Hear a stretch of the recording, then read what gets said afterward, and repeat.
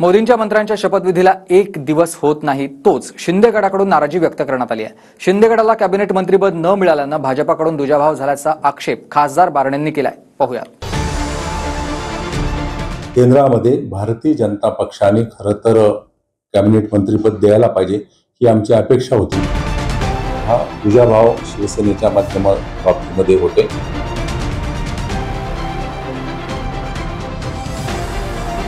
मोदींच्या मंत्रिमंडळाचा शपथविधी होता शिंदेंच्या शिवसेनेकडून भाजपवर जाहीर नाराजी व्यक्त झाली आहे। भाजपनं दुजाभाव केल्याचं शिंदेंचे खासदार श्रीरंग बारणेंनी म्हटलंय।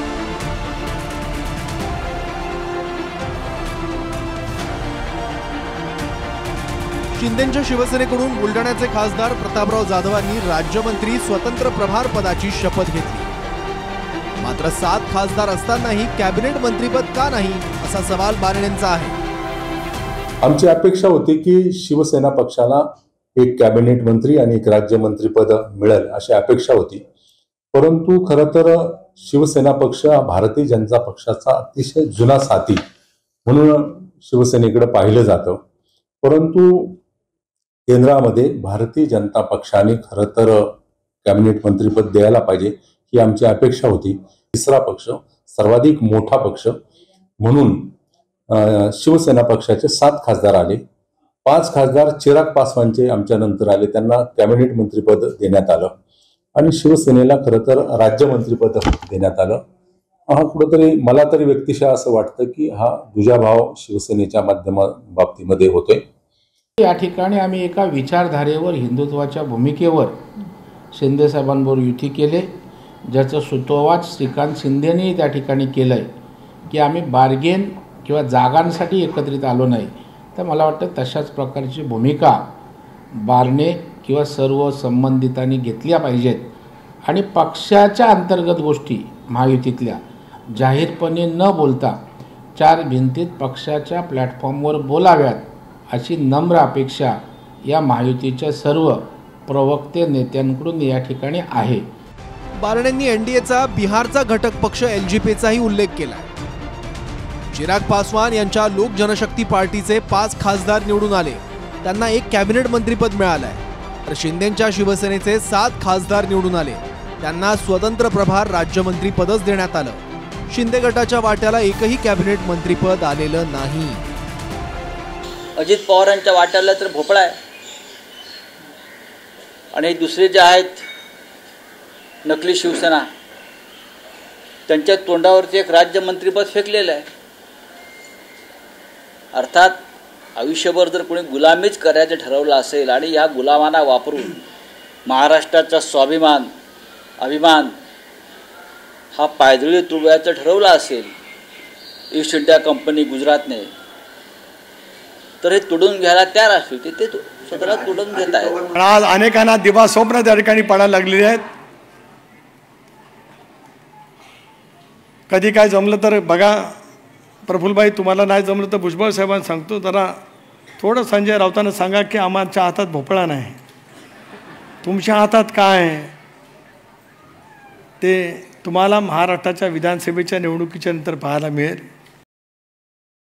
ज्या सरकारच्या बरोबर आपण युती करून, ज्या मोदी बरोबर युती करून आपलं सरकार बनवलंय, त्यावेळेला डिमांड करणं हे चुकीचं आहे। आज जे त्याने दिलंय ना एक मंत्रीपद, त्यात आम्ही समाधानीच आहोत असातला भाग नाही, परंतु आजच मागितलं पाहिजे असाही भाग नाही। म्हणून थोडा वेळ दिला पाहिजे आणि वेळ दिल्यानंतर मग योग्य त्या वेळेला त्या पद्धतीचे आपली डिमांड समोर ठेवली पाहिजे। परंतु अब तुम्ही शपथ घ्यायच्या पहिलेच मला द्या, मी अडून बसलोय, अशी भूमिका नसावी। जर तशी भूमिका असेल मग तुम्ही युतीतले सदस्य नाहीत, युतीमधले घटक पक्ष नाहीत, तर तुम्ही युती ही तुमच्या स्वार्थासाठी केली असा मेसेज बाहेर जातो। बारणेंनी फक्त शिवसेनेबद्दलच खदखद व्यक्त केली असं नाही, तर अजित पवारांच्या राष्ट्रवादीच्या मंत्रिपदावरही बोट ठेवलंय। भाजपनं अजित पवारांच्या राष्ट्रवादीला कॅबिनेट मंत्रिपदाऐवजी राज्यमंत्री स्वतंत्र प्रभारची ऑफर दिली।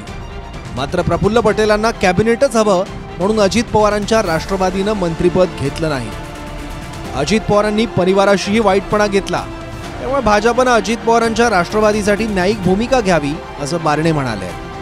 केंद्रीय मंत्रिमंडळाचा विस्तार होत असताना न्यायिक भूमिका ही अजितदादा पवार यांना मिळावी ही अपेक्षा खरं तर आहेच निश्चितपणे. परंतु या सगळ्या घडामोडीमध्ये परिवाराशी देखील एक वाईटपणा, रोष माननीय अजितदादांनी या सगळ्या घडामोडीमध्ये घेतला आहे आणि आपण ते नाकारून चालणार नाही. आणि म्हणून या भारतीय जनता पक्षाचे NDAचे घटक पक्ष म्हणून अजितदादाला देखील न्यायिक भूमिका मिळावी ही रास्त अपेक्षा आहे. पुढच्या 6 महिन्यामध्ये यांना बोलायला जागा पण राहणार नाही. हे जवळ घेतात आणि पक्षाला संपवतात. हे आता अजितदादांना उशिरा कळलं असेल कदाचित, तर इतरांना कळलं आहे. आमच्या उद्धव साहेबांना समजलं, त्यावेळेस त्यांनी तो त्यांच्यापासून दुरावा निर्माण केला. ठीक आहे, पक्ष फुटला, माणसं गेलीत, पण त्यांनी नव्यानं पक्ष उभा केला आहे स्वतःच्या ताकदीच्या भरोशावर. पण हे लोक, भारतीय जनता पक्ष म्हणजे बेईमानांचा पक्ष आहे. यांना माणसं घ्यायचे, फोडायचे, वापरायचे, उपयुक्त आहे तोपर्यंत उपयोगात आणायचा, नाहीतर फेकून द्यायचा. हा शिरस्ताच झालेला आहे. मोदींसह तब्बल 72 मंत्र्यांनी शपथ घेतली. म्हणजेच मोदींच्या कॅबिनेटची संख्या एकाच शपथविधीत पूर्ण झाली. विस्तारात कॅबिनेट मंत्रीपद मिळेल अशी आशा लावून बसलेल्या अजित पवार गटाला किमान 2 वर्ष थांबावं लागेल. कारण मोदींचा मंत्रिमंडळ विस्तार आता किमान 2 ते 2.5 वर्ष होणार नाही. आणि इकडे महाराष्ट्रात 6 महिन्यातच विधानसभेच्या निवडणुका आहेत. पुढे काय समीकरण बघतात आणि बिघडतात हे कोणालाच माहित नाही.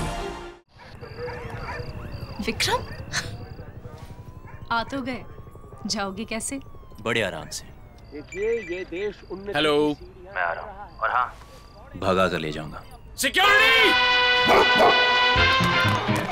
भैया, भाग गए, पकड़ो उनको!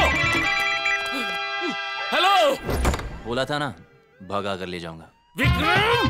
एक हिंट तो देते. हिंट. बड़े आराम से. त्यांना काही मिळणार नाही. मी सांगतो, त्यांना मिळायचं असतं तर कालच मिळालं असतं. जतीनराम मांझीसारखे एकच खासदार असलेल्या पक्षांना कॅबिनेटपद दिलेलं आहे. या नकली शिवसेनेचे तर 7 खासदार आहेत असं म्हणतात ना.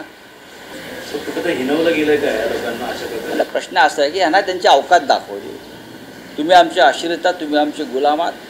नाही, अजित पवारांच्या बाबतीत असं मला समजलं की त्यांनी सांगितलं की आम्ही प्रफुल्ल पटेलाची 150 कोटीची प्रॉपर्टी जी दाऊशी संबंधित होती ती परत केली. अजून काय पाहिजे? विक्रम, आ तो गए, जाओगे कैसे? बड़े आराम से. हेलो, मैं आ रहा हूँ. और हाँ, भगा कर ले जाऊंगा. सिक्योरिटी! भैया,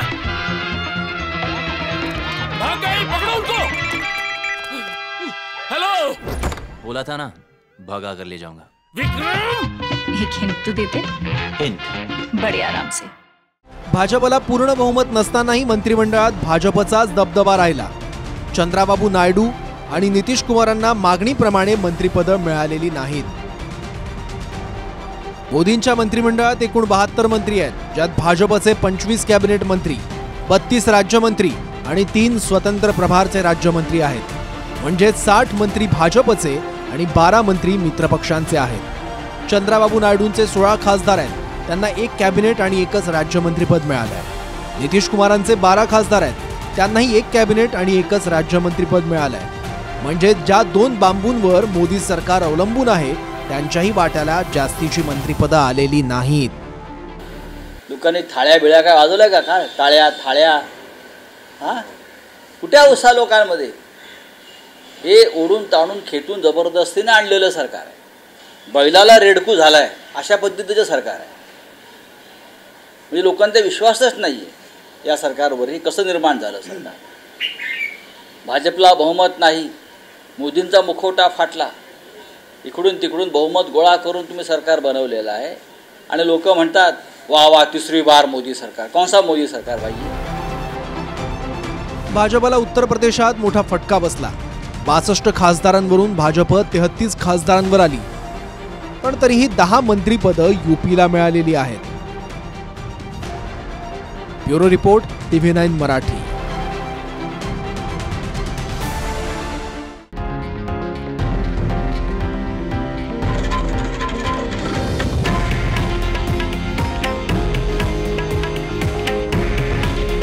हे आहे देशातील नंबर 1 न्यूज नेटवर्क आणि आपण पाहत आहात TV9 मराठी.